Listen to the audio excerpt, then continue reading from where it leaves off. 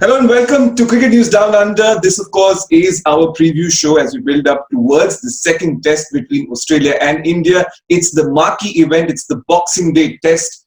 Begins on the 26th, of course. Whenever the cricket calendar year begins, this test, of course, is looked upon with a whole lot of enthusiasm, of course, especially when it's Australia versus India. There's so many narratives that come along with it, like they have in the build-up to this test as well. Joining me, of course, at this point of time is Sandipan Banerjee from the comfort of his home. And, of course, Guy Walker from all the way from Australia, former cricketer, of course, and now successful podcaster, giving us a run for our money with his podcast, The Athlete Diaries. Guy, really nice to have you here on our show. How's it going? How are things at your end? Yeah, it's a pleasure to be on. Thank you, Sumedh. It's a great honour, mate, and it's going well on my end. It's starting to get warm here in Australia now, and Boxing Day test, 27 degrees. So you couldn't ask for a better stage. 30,000 people are allowed at the game. So what else more could you ask for? Yeah, the weather's certainly getting hot. The mercury's getting hotter. But tell you what, the Australian bowlers have turned up the heat nevertheless. The elephant in the room, of course, is number 36 Guy. I want to get rid of it, get rid of that conversation altogether, but we got to address it anyway. Sandipan, what was your thought around all of this? I want to get past it, get rid of it, and move on. I'm not sure about you. Well, for me, it's like, we already had a demon of batting on Sena countries, which we have seen in recent past. And 36, it's like the new strain of the coronavirus. So now, wow. Sandipan's waxing. So yeah, yeah, absolutely. When your team is being bowled out for 36, you have to be critical. There is no playing around the bush anymore. I think we need to accept that. Yes, obviously that was a brilliant spell. Both Hazelwood and Pat Cummins, they bowled brilliantly. The ball was moving that a little bit so that there was not much of play and miss. There was only producing edges at that points. But being one of the top teams in the world, being one of the arguably the best batting lineup in the world, you are not expected to bowl out at 36, that too under broad daylight. So it was basically a nightmare under broad daylight. Yeah. So yeah, I was very disappointed. And now with that defeat also, why that test match was important for India was now they have a very their chances for making it to the final of the World Test Championship is now quite bleak, and we also know that New Zealand is now catching up. England have 2 series coming up, so India have to play out of their skins now to make it to the final at Lord's next year. Yeah. Before we move on, of course, to the MCG and the second test, Guy, I was just listening to Justin Langer's pre-match press con, and he said before day 3 in the morning, he told his boys that look, India are well and truly in the game. They've won more sessions in 2 days, and then 1 hour later all of that changes. What was going on in your mind from an Australian point of view when all of that was unfolding? Pack of cards, wasn't it? Yeah, I think it was an amazing test match, wasn't it? Because the first 2 days India owned, and if it wasn't for Tim Payne, Australia would have got bowled out for 120 and India would have had 130 lead. So I think that night when Hazelwood and Cummins, I think, bowled and they got one wicket Prithvi early, and I remember the third morning I woke up and I said to my mate, I said, the morning of this test match will sum up the test match. Yeah. And like you, Sandipan, I don't think anyone expected 36, but if you actually look back at the dismissals, there wasn't too many bad shots other than probably Kohlis, and he was just trying to be aggressive. I think it was just one of them days where, if a bloke's bowling, you got 2 guys bowling 145 kilometres an hour that don't miss the spot and swinging them and steaming them around. I think it was just unbelievable bowling. It wasn't so much the batting was horrendous. Yeah. Of course, India will be keen to look past it. Australia will, of course, always look to turn the page back, get inspiration from that, because now, heading into this series, we looked at this as even Stevens. Australia, of course, had the edge, but with this performance, Australia will certainly be sure that that they have a whole lot of momentum heading into the second test. I think we should quickly move on to the MCG test, of course. Boxing Day, 26th of December, a 40-year-old tradition. Guy, what are your earliest memories of watching the test? Have you ever had the opportunity to travel to Melbourne, watch the test, and be there on the 26th?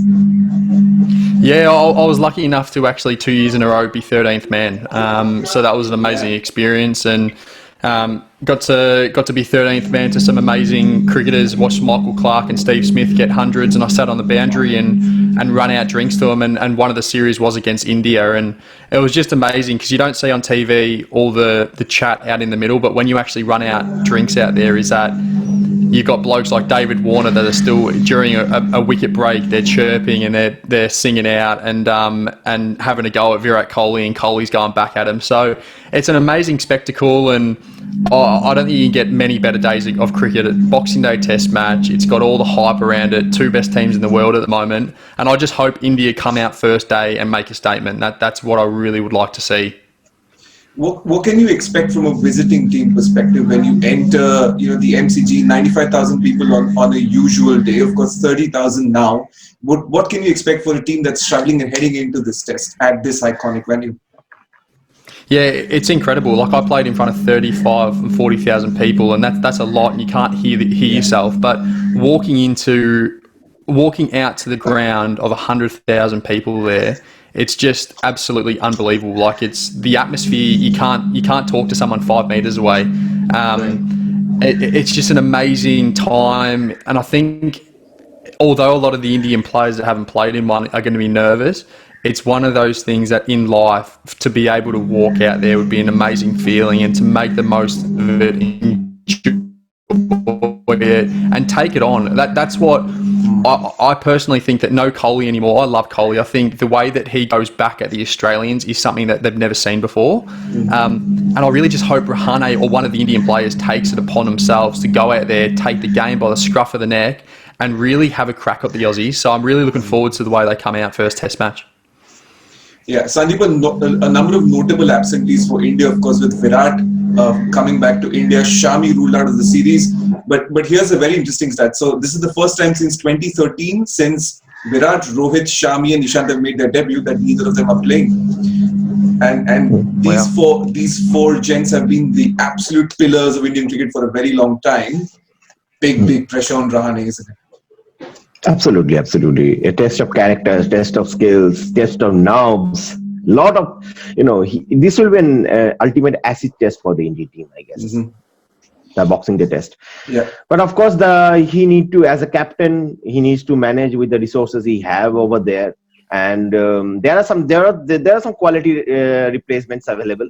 But the question is the mentality of this team, the mentality of the dressing room. What is the mentality of the dressing room? That is the talking point in the Indian media right now, because I'm sure you have seen the comments of Sunil Gavaskar in his column, and also there are various other aspects are coming out as well, that who should play and who will probably KL Rahul is going to be included in the 11. That's what I am hearing.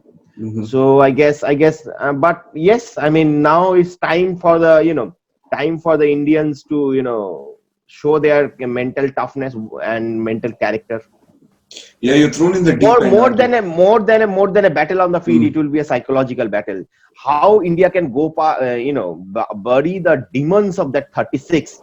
That will be the challenge. At least when they will bat, in their first innings. I mean, when they will bat first. Yeah. So we obviously mentioned about the last time these four gents did not play. Guess who was the captain then, Mr. Ajinkya Rahane? Rahane. Yeah, I think it was in Dharamshala. That test match India won. Yes. Kuldeep made his debut. Yeah. That's correct. And Rahane's captaincy record, of course, 2 out of 2 wins in two games captained. And this is going to be the 100th test between India and Australia in the history since 1947 to 2020. Wow. And you'd like to think that Rahane would like to maintain his 100% record in this this game. Well, Sumedh, I've got an amazing stat for you. I saw yesterday that since 2017 in Test match cricket, Rahane's averaged 34.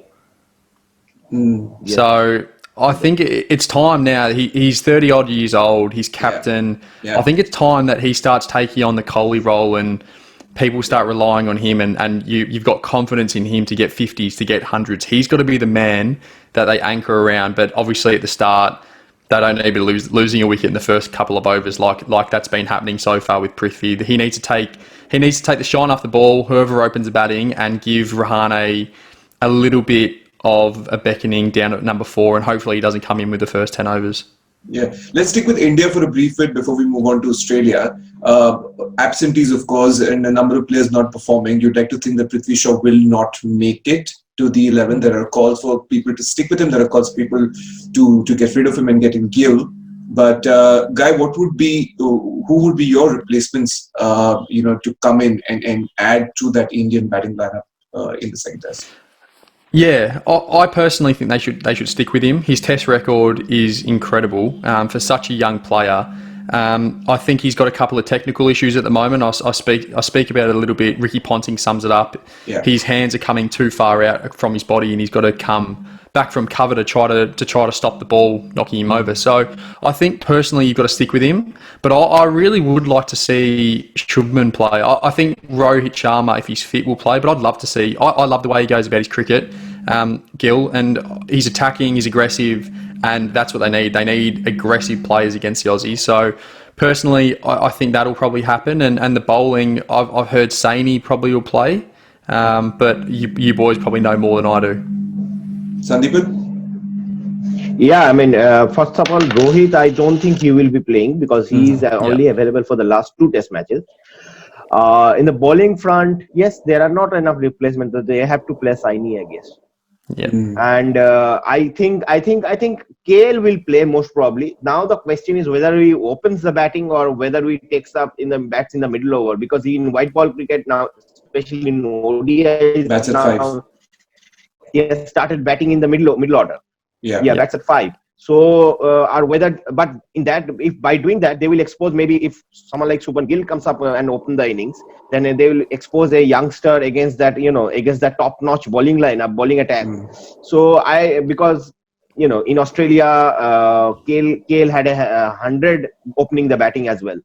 So it will be the combinations. I think most likelihood, KL and Gill will make it to the 11, and of course Saini.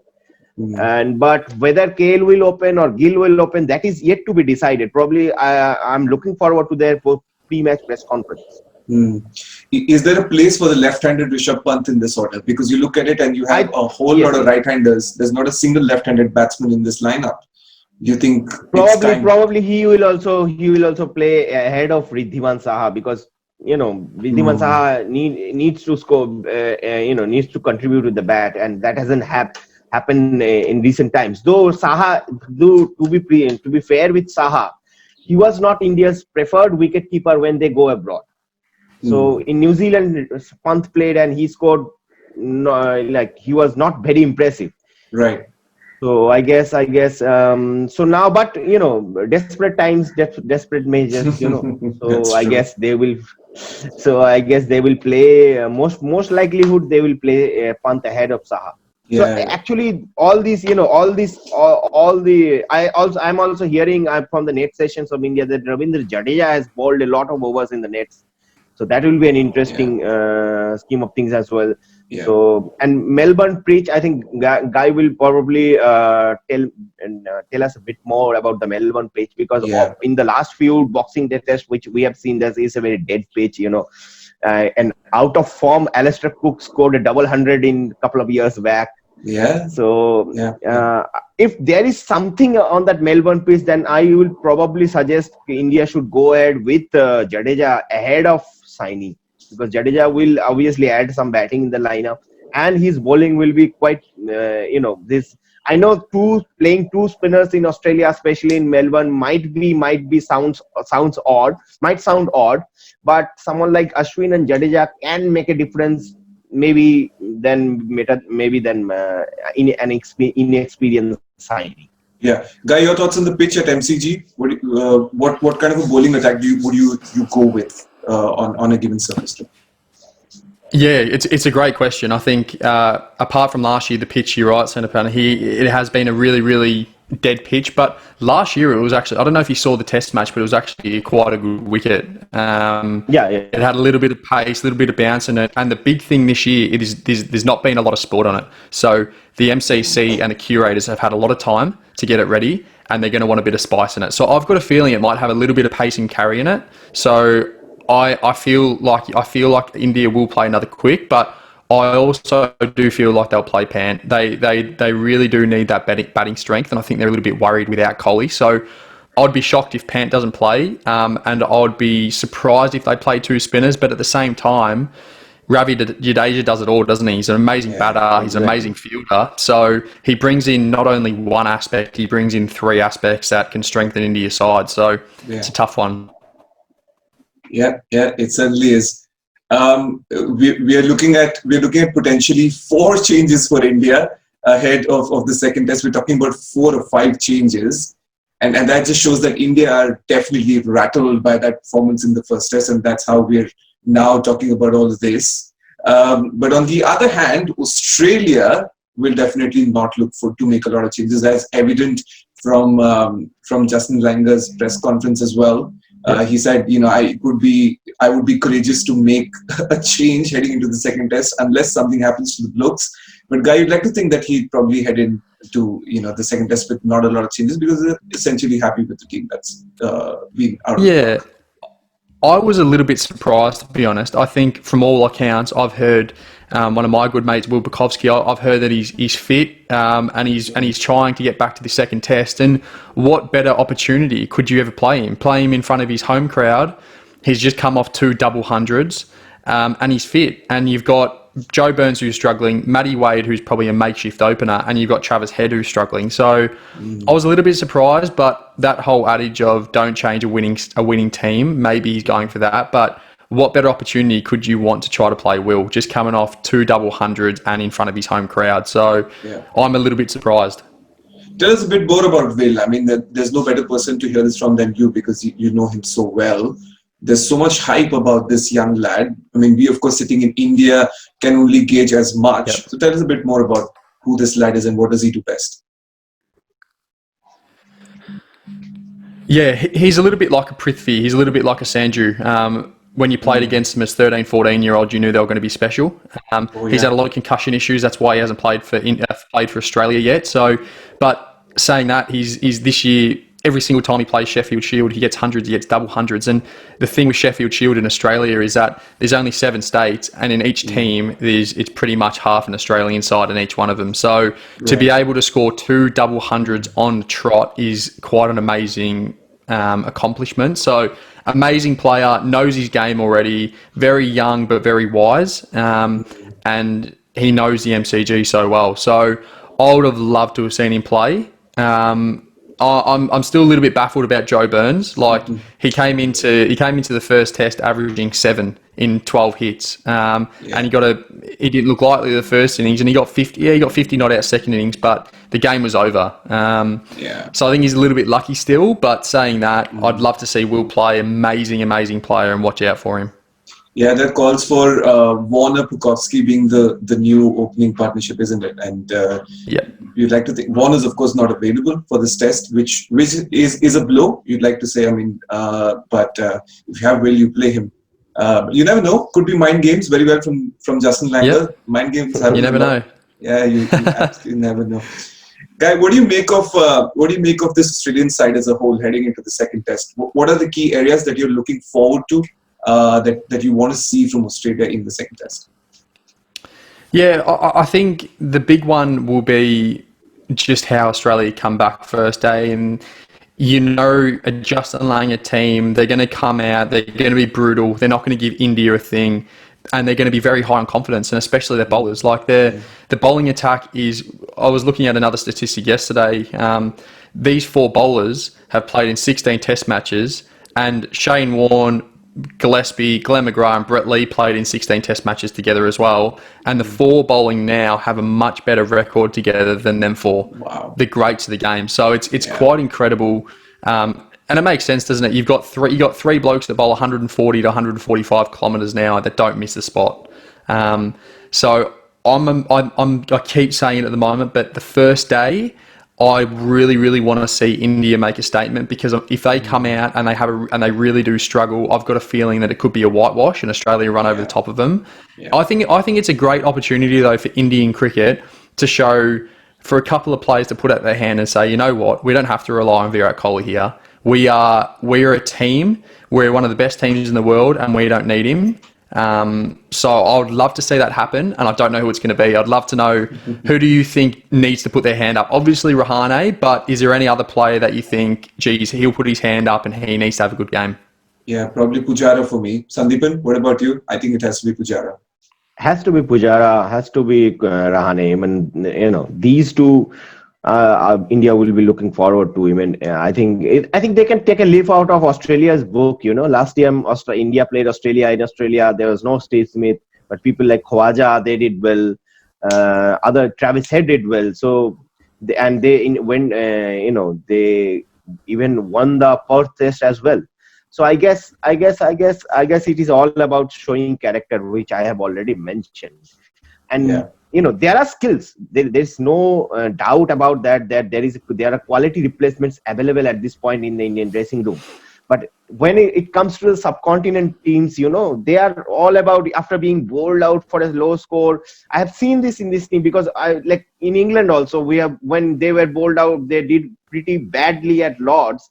Then they again came back in the next Test match at Nottingham quite brilliantly in the last tour of England. But at that point, some of these players, like Guy rightly mentioned, that some of these players like Pujara, like Rahane, like Hardik Pandya, they played out of their skins and made the dressing room believe that they can beat England on those conditions. So same these players need to do, Rahane and Pujara over here. They have to come out and come out with a statement. Obviously. Yeah. At this point, I think I am actually, I don't know why, but my gut feeling says that KL Rahul will do well in this Test match. KL Rahul also, he's also in the white ball team. He's as good as he's probably the next best batsman then after Kohli in the white ball team. So now it is for him also. He has lost his Test spot, and now he's making some sort of a comeback. So this is his chance. Absolutely. So I think it is a golden opportunity for KL Rahul to cement his place in the Indian Test team. And if someone like Gill comes in, he has a good domestic record. He did well in that second warm-up game. So I expect Gill to also join the party. So there are quality replacements available in the Indian dressing room at this point. Yeah, I'll tell you what, Guy, there's so many things to talk about, really are, and we can go on and on with this preview, but I think you look at it overall, and then you like to think, Sandipan and I are purists. We absolutely love Test cricket. Test cricket is what gets us going, and then we are back again to the purist form. We're back to red ball. We're back to an early start. In India, it starts at 5:30 a.m., so waking up, trying to get that coffee in, bright and early, getting back into that getting back into that cricket time zone. We are absolutely incredible. It's one of those absolute spectacles. Sandipan's not a morning person. I am. I absolutely love waking up early in the morning, and when you have your Test cricket right nice and early in the morning, there's absolutely nothing like it. What can you expect, Guy? From an early start, red ball in the mix at the MCG. That first star, crucial.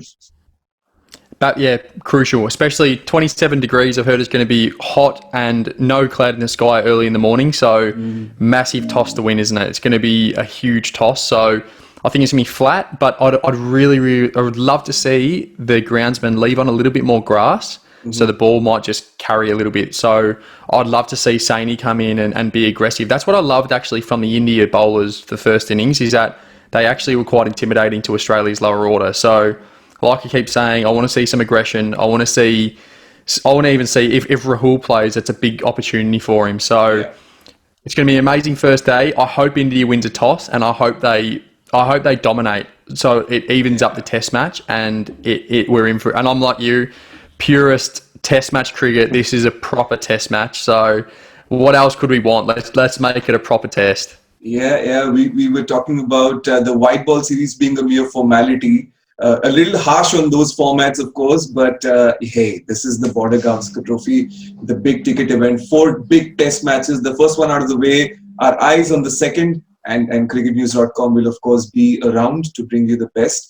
Of course, with the esteemed company of Guy Walker, all the way from Australia. Thank you so much, Guy, for joining us, taking out the time in the middle of the day for you to make this happen. Sandipan, thank you so much. And in early morning, I know how difficult mornings are for you, but this is incredible. I hope India's fortune will come back with the color of the ball changing. I hope the Indian fortune will come back. And also technically, I think Guy can confirm that the red ball won't do much as the pink ball does. So I guess Indian batting. I am expecting Indian batting to do well. I mean, of course, when they will definitely do well than 36. Yeah, it's only up from here, boys. Anyway, so yeah. Only up from here. Only up from here. Thank you so much, gentlemen, for joining. This has been fantastic. Thank you. Been a pleasure.